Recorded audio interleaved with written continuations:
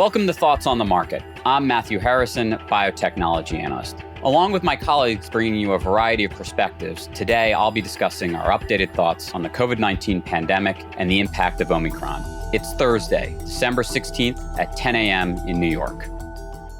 Since Omicron was first discovered, we've been using the framework of transmissibility, immune evasion, and disease severity to think about its impact. Over the last week, the level of evidence on all three topics has increased significantly. So first, on transmissibility. The ability of Omicron to outcompete the prior dominant variant, Delta, now appears clear. We have evidence in South Africa, the UK, and Denmark, with Omicron now dominant in central London and set to be the dominant variant in the UK over the next few days. The US is a few weeks behind Europe in terms of spread, but we would expect a similar pattern. Cases are now rising globally, driven by Omicron's transmissibility. This is a combination of factors driven by, one, its innate transmissibility, and second, its immune evasion properties, which have dramatically increased the percentage of the population susceptible to infection.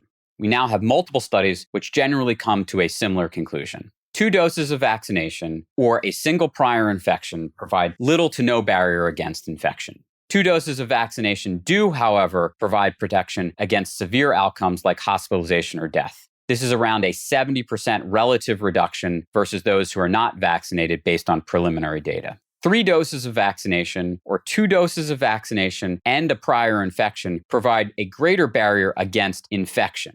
Preliminary data here suggests a 75% relative reduction to those without 3 doses or 2 doses and a prior infection. Importantly, since a limited proportion of the population has been boosted, we estimate about mid-teens percentage of the total US population, the vast majority of the population is again susceptible to an infection with Omicron.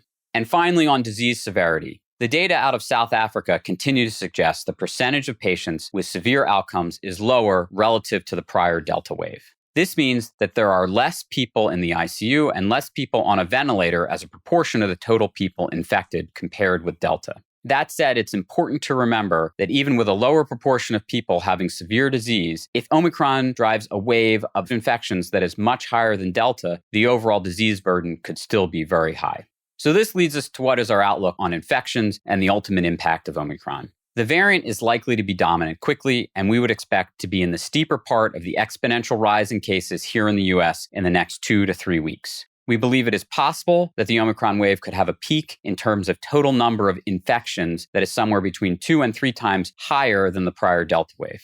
However, importantly, vaccination should help protect against severe outcomes. For more on Omicron, we also recently sat down for an interview with the Moderna CEO, Stéphane Bancel, to discuss his views on that topic and more. You can see the full interview on morganstanley.com.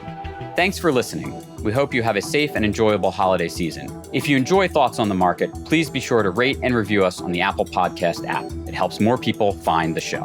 The preceding content is informational only and based on information available when created. It is not an offer or solicitation, nor is it tax or legal advice. It does not consider your financial circumstances and objectives and may not be suitable for you.